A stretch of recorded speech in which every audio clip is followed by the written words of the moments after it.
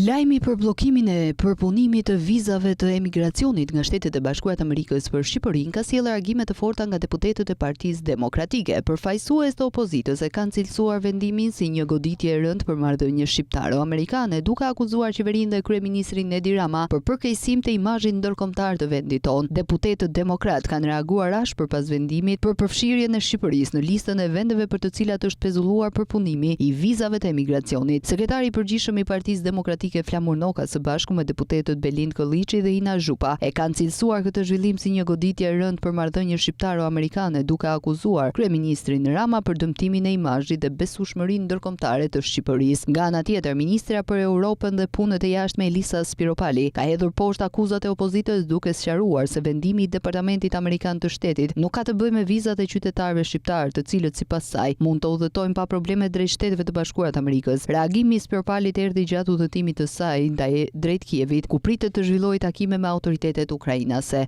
Nga një udhëtim i gjatë drejt Kievit me tren, ku do të jem në një vizitë zyrtare për të rikonfirmuar mbështetjen e Shqipërisë në krah të Ukrainës në kushtet e sulmeve masive që targetojnë infrastrukturën kritike dhe popullatën civile në mes të një dimri tegër.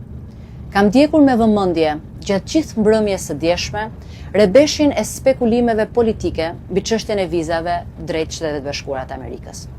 Ndërkohë që Shqipëria sot respektohet e çmohet kudo dhe është më aktive se kur, disa udhëhumbur në Tiranë kanë vërmkujen se SBA-t sipas tyre kanë ngrirë e bllokuar vizat për shqiptarët. Fabula e tyre e qartun shkon aq larg sa deklarojnë se partnerët tanë historik dhe strategjik e kanë futur Shqipërinë në listën e zezë. E pa imagjinueshme.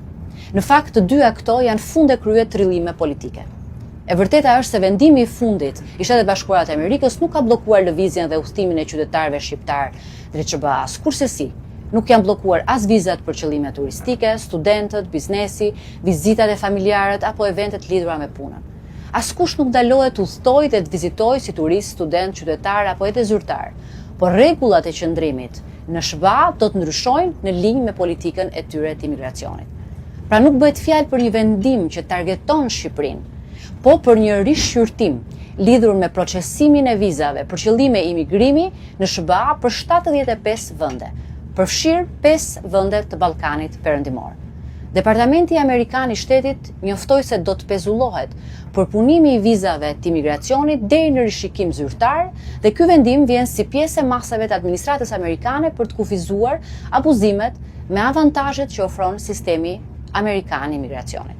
Pra shkurt dhe thjesht, vendimi nuk ka të bëjë asgjikundi me fabrikime nga më të çuditshmet për non grata imagjinare mbi Shqipërinë dhe shqiptarët.